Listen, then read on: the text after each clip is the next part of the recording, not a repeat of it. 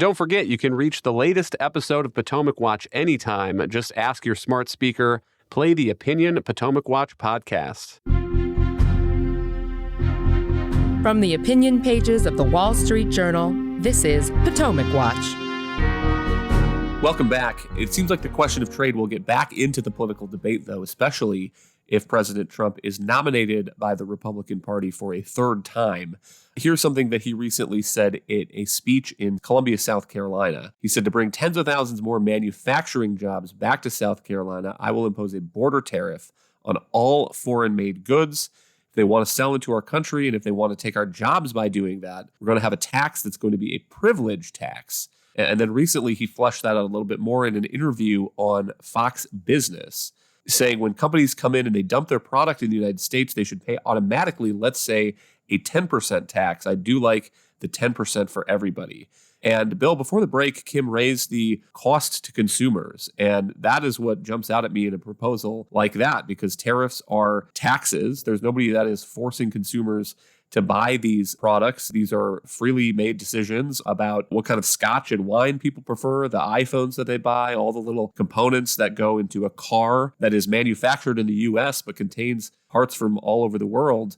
A 10% tax would make all of that stuff more expensive, and the money has to come from somewhere. It's not going to come from the importers and the manufacturers. It's going to come from the consumers who are actually buying this stuff. Absolutely. If you look at the last few years, the truth is we haven't had any pro-trade initiatives since my boss, George W. Bush, had a couple of trade agreements, South Korea, CAFTA, Central America. There were one, two others. They were finished in the Obama administration, but they started then. No one's proposed anything new except for the Trans-Pacific Partnership, which got nowhere.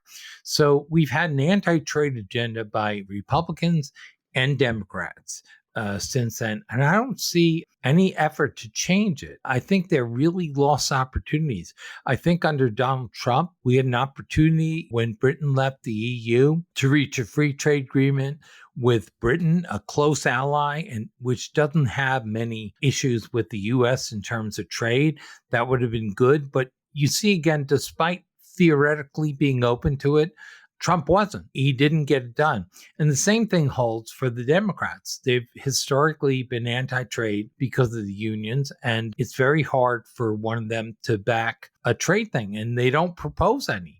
In a way, the Democrats and Republicans at the top have the same policy now, and I think it's very short-sighted. Kim, it will be fascinating if the 2024 debate involves an examination and an argument over the effects of the tariffs that President Trump imposed the last time he was president. And I'm skeptical if that would redound to President Trump's political benefit. And I'll cite a couple of stats here. One is if you go back and look from 2018, when he started putting tariffs on products from overseas, to the end of his term as president, manufacturing jobs rose about 1.8%. And if you compare that to the growth in the civilian workforce, it was 2.7%.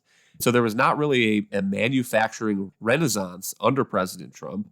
And part of the reason, if you look at the economic studies, is because of the tariffs.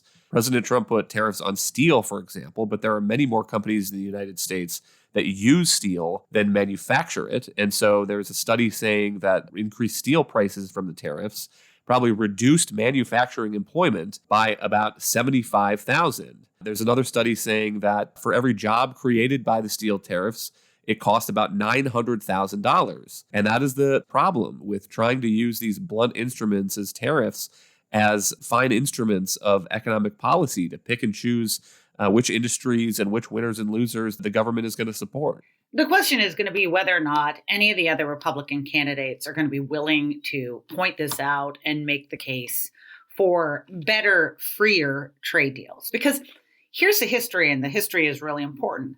When Donald Trump was running for president, one of the things that he did campaign on that did resonate with a certain faction of the base was his argument that some trade deals like NAFTA had been a raw deal. Now, if you look at them overall, they've been wildly beneficial for the country, but there were certainly sectors that were hit harder with those because of the specific provisions that were in that deal and other deals. he successfully suggested that, that meant trade was bad.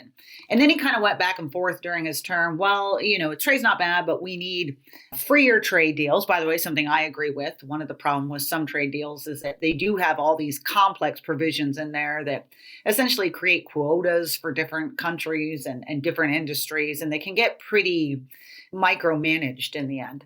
But in the end, what he ended up adopting, because he found that it was simply a good talking point and it riled up his base, was all foreign goods are bad and I'm going to put tariffs on them and that's going to bring jobs back. That didn't happen, as you noted. There was, I don't know if you mentioned this one, there was one study showing that, we put these steel tariffs on, it ended up costing $900,000 for each supposed job created back in the United States as a result of those tariffs, if you looked at all the other economic effects.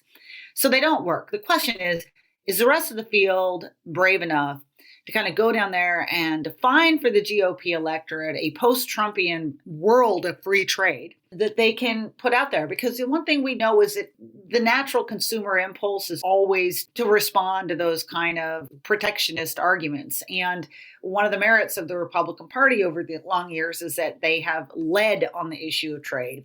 But with the Democratic Party not doing so and increasingly fewer Republicans doing so, it's a big concern. The other element of this that people forget is, of course, retaliation, because when the United States puts tariffs on products from other companies, including allies, often those allies retaliate. And that was a big piece of the trade wars under President Trump the first time. He put all of these tariffs on and countries retaliated, specifically focusing on products that came from states President Trump won, and he ended up having Washington writing these checks to farmers to try to backfill the damage that they'd created with the tariff wars. And Bill, I wonder whether President Trump is making a political mistake here, because the first time he ran, he said, we're going to have smarter trade deals. We're going to do tariffs. But he was a little bit vague about it, which allowed people to fill in whatever details they thought a smarter trade deal might look like. But here, again, he's talking about universal tariffs on any product coming into the United States, 10%. I wonder whether that is a mistake, because it's a huge policy. The economic effects of that would be enormous. You're going to have a lot of analysis explaining that as voters start going to the polls. And I wonder whether people start going to the grocery store and looking where things are made. And it's the dead of winter and you pick up an apple in the grocery store and heck, it's from New Zealand or South America or wherever. And if you start to think about making everything in the grocery store cost 10% more if there is any sort of foreign component to it, I wonder how politically popular that will end up being. I wish I could say I agree, because I agree with the substance. That's a very bad idea. And all it's going to do is increase prices and hurt the innocent consumer paying more, the innocent importer or businessman who relies on components or something. It's going to be disastrous. But I fear that between Donald Trump and Democrats, there is such an anti-trade ethos in Washington now. The support for free trade, I think Republicans who are in favor of it are afraid to say it because it's attacked as anti-worker, when in fact, I think on the whole, it's very pro-worker. We should be for a strong, inventive, and flexible economy. That's why I think the way to deal with China, surround them with free trade. Let everyone else grow efficient and let China pay the price for its own inefficiencies, which are pretty high. Kim, do you share Bill's skepticism here that there is any real last free trading component left in Washington? Any Republican on the debate stage Wednesday who, if it came to those primaries in Iowa, in New Hampshire, would make that kind of argument against President Trump to those voters, to those farmers? Well, it's a pity that we didn't actually have a question on that in the first debate, and I'm hopeful that there will be a question going forward. I guess I'd kind of split the middle. I don't know that in any time soon you're likely to have a Republican leader who is as free-throated about free trade as ones in the past, say a George W. Bush.